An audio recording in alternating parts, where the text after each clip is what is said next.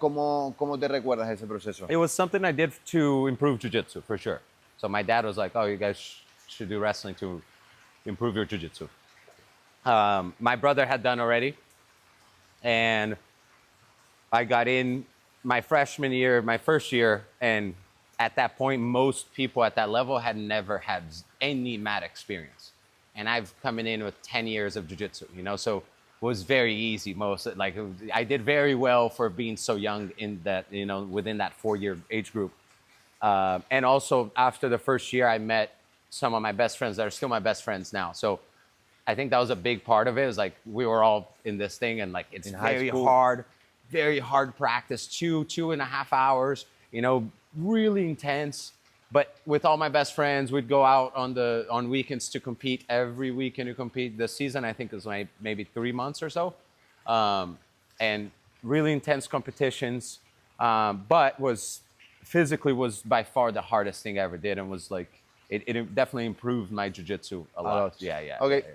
So, for people who don't know, para la gente que no sabe, cómo se desarrolla un torneo de Jiu-Jitsu, es decir, una competición. Sí. Y si nos podrías decir también cuáles son las competiciones más importantes o a las que aspira la élite. Si yo digo, vale, voy a por la élite, ¿qué es lo que busca una persona de élite? Entonces, un poco el desarrollo de un torneo, una idea general, how does it work, and the main competitions. Yeah, so competition for jiu-jitsu is separated by weight, age, and belt. So it's white, blue, purple, brown, black for adults. And then age. So you cannot get adult belts until you're 16 in jiu-jitsu. So you cannot have like a 12-year-old black belt. Okay. It has to be 16, you can get a blue belt. 17, you can get purple belt. 18, brown belt. 19, you can get a black belt. And there are some exceptions and things, but that's generally. 12, por debajo de 12, ¿hasta dónde puede llegar? Hasta yellow and... So from when you start until 16, there's other kids belts. There's a lot of belts. Yeah, they're yellow, orange, green with a white. There's a lot of different belts for the kids. They're different. And then once you turn 16, you start to go into the adult belts. Okay. And so belt level, age. So I think adult is until 30. After that, you have masters 30 to 35, then 35 to 40, 40 to 45, 45 to 50. There's people in the 60s competing as well. I know somebody in their 60s that competes pretty regularly. And weight as well. And most of the time they have an open category as well for weight. So all the weight categories together, anybody who wants to come in. So it's very fun to watch because you see some, you know, really big guys against the small guys. So it's an entertaining thing. And basically, van pasando eliminatorias. Yes. Yo lucho contra ti, el que gana pasa a una eliminatoria y va avanzando hasta la final. Exactly. El tiempo que dura un combate varía según el cinturón también. Exactly. So once you get into the older categories, all the time is the same, 5 minutes. So the older guys, only 5 minutes. Separate also women and men. And then for blue belts, 5 minutes, purple belts, 6, brown belts, 7, black belts, 10 minutes. And white belts, I think, 5 minutes or maybe 4. Okay. And yeah, so it goes the time difference as well. There are certain criteria for points. So you score points on a takedown, you score points for getting certain positions. The reason they started competition back in the day, Helio, his brother, started competitions, was to basically to have the students test themselves in as close of a fight situation for self-defense without, okay, now I have a black eye and a broken nose and I got to go to, you know, so in a safe way that they could compete with each other, but you still have this like adrenaline, you're very nervous, and it's like, and you know, you're going against somebody in a very physical way. Is not so much, is different than most other competitions where we're times and everything. It's like changing the environment and going all out. You know, someone is trying to choke you there, you know. So you can win by points at the end of the round, or you can win by submission. So you make the person tap, it's over.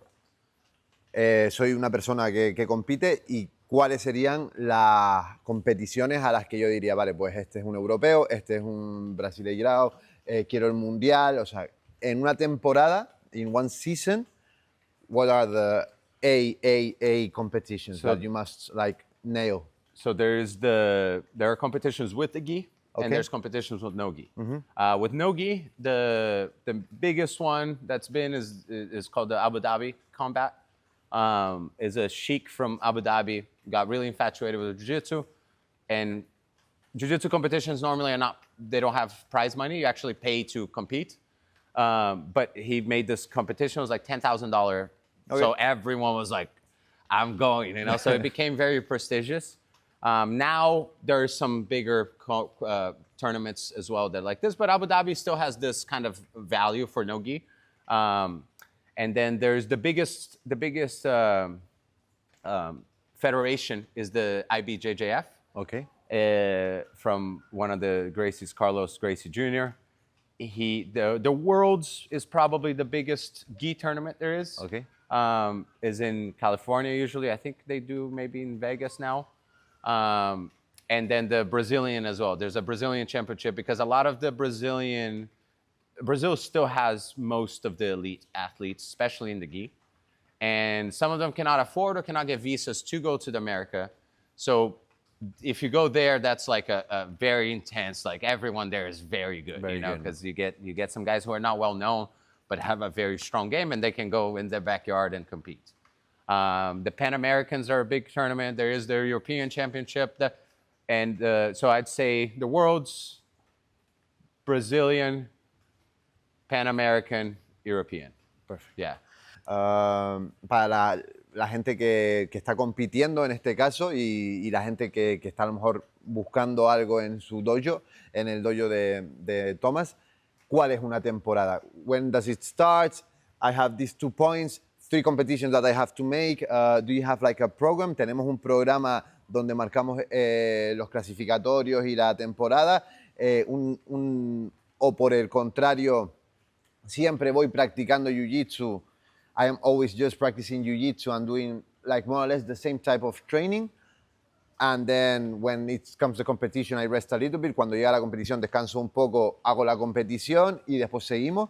O hay como un esquema donde ya es, vale, competition A, it's here. So let's build up a big phase of something. Then more like get into like more combat style. And then, you know, it's like, is there a programming nowadays behind a competition of Jiu-Jitsu? For sure. There is, yeah? Yeah, so it depends on, most of my students are not like, they're not wanting to be professional or anything. So the ones that do compete, they just compete for fun. Okay. So there's, in LA, there's a lot of tournaments. Anybody can create a tournament. There's probably maybe 2 or 3 a month.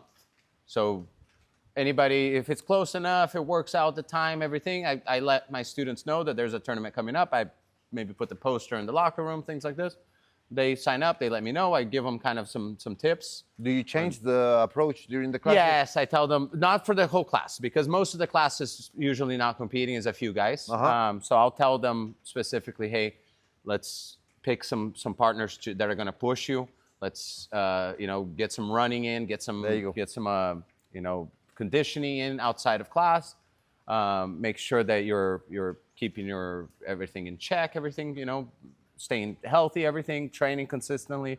And then usually, if they're going to compete this month and they're going to get, that intensity, I would say, look, compete in 2 weeks as well, because you already have this it might as well. Form. Yeah, so it depends. I'd say most people that compete in Jiu-Jitsu, the vast majority are just doing something for fun. I'd say, because still now, I don't think there's enough money in competition for people to live as a professional Jiu-Jitsu athlete. Okay. I think there probably is maybe 5 guys living who can live off just competition. But even then, I think a lot of the guys that do create some name and don't make so much money off the competition, they sell instructional videos and seminars, and they use that kind of that fame to make money in a different way. You know what I mean? So and like the developing, for example, in this side, after what you just said, like the rise of MMA, Yeah, yeah. like jiu-jitsu is like one of the tools inside of these guys that are working. MMA is like known now that you make a kind of like a big amount of money. Yeah, yeah. So I suppose like maybe you can make even more money like having like an accessory, complementary, doing classes for somebody that is getting ready. Have you get the opportunity to like work with somebody of this type of UFC or Bellator or something like this? I've known a few people who have. I haven't personally. It's because it's a lot of time that I have to spend on someone, and usually I have a lot of time with so many students. So Okay. it's not really something that I work towards so much. But two of our schools, one of us is nearby with one of our black belts, Albert. His son has been doing really well in MMA, has been winning. I think he's undefeated now. Won the Pan American for the U.S. Is doing really hard. Just got his black belt as well. And then one of our other schools in Michigan, they have a guy that trains there, Austin Bashi, and he's fighting the UFC. He just won a contract in a UFC. for the UFC. So he's fighting January 11th in the UFC there. Super. Yeah. And how many hours would you like somebody that is? We know that you don't win your life with competing, or it's very difficult at jiu-jitsu. But how many hours do you think in a week or in a day you put in when you want to go like into like a competing level, not just a fun level? ¿Cuántas horas más o menos crees que hay que meterle para llegar a un nivel donde estoy buscando competir a un nivel alto, no solamente pasármelo bien y ir mejorando? En tu caso, 4 en el or caso, 5 a day? that day, yeah. Oh, a day? You know, and that's maybe not including weightlifting and things like this. So, just in the mat, solamente en el tatami. Yeah. Justamente esto era lo que me interesaba. ¿Cómo haces el approach para estar 4 horas trabajando en el tatami? Y si nos puedes hablar un poco de las capacidades físicas que destacan dentro del deporte, en el sentido de resistencia, en el sentido de fuerza, en el sentido de flexibilidad. ¿Cómo orientas esas 4 horas en porcentaje de, bueno, trabajamos la técnica, X tiempo, trabajamos esto, X tiempo? Yeah, so I think there is this kind of course, not the 4 hours you're going for, you know, Okay. maybe an hour you're working technique, and then maybe you're doing some drills, and then maybe intense sparring, maybe watching video to improve, something like this. So a little bit of a mixed approach. I think that's the same in every sport, you know, that you're looking at talent and drive. You see some people with amazing talent, but they don't really have the drive. And you see some people with not so much talent, but they have the drive. So I think that's always this very interesting thing to me in sport. You know, for example, in football, Neymar, one of the most talented athletes of all time. He loves to party. He goes out, you know, and I think people like to judge this a lot, but it's say, look, that's hard, and that's really hard. He got famous when he was 17.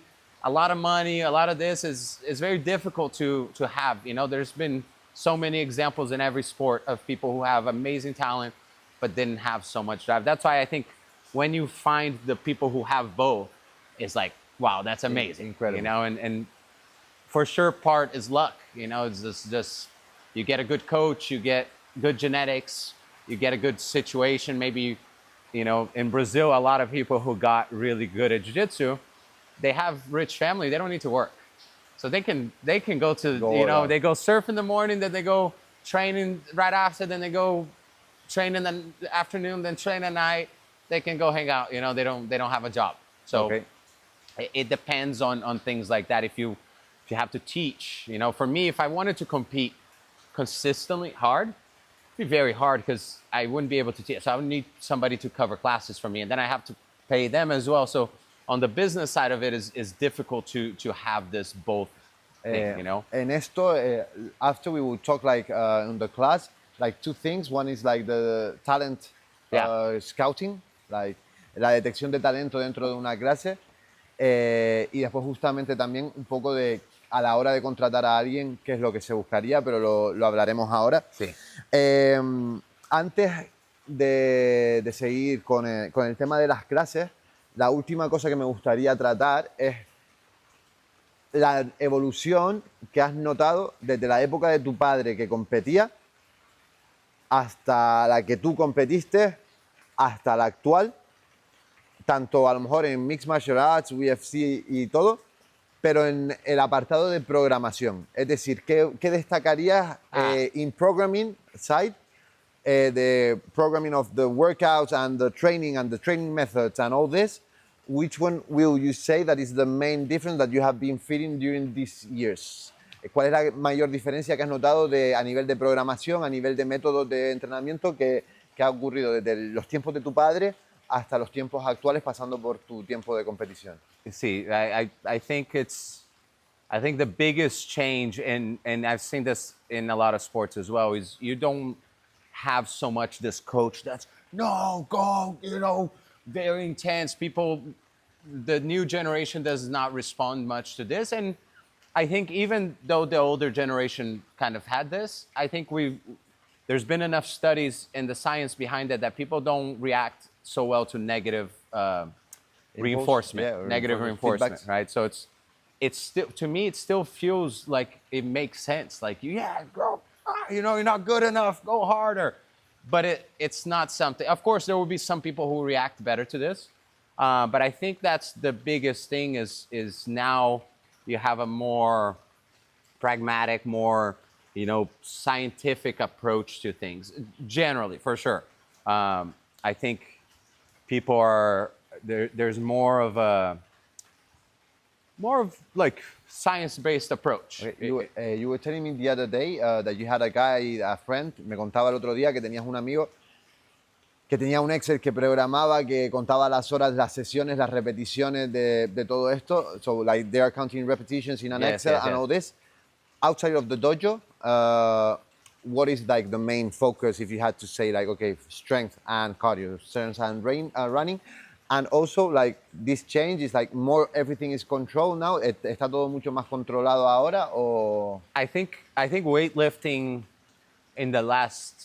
for me, in the last 5 to 6 years has been like the biggest change in my mind, because I used to be all about like body weights and all natural and all this thing, and then the more you look into the science of it, it's everyone should, if we can make a pill that can do what weightlifting gives you, and everyone would take it. Your injuries, I think jiu-jitsu, of course, the technique is important. But if you look at every jiu-jitsu champion, they're bulked. Of course, strength matters as well, and athleticism, explosiveness.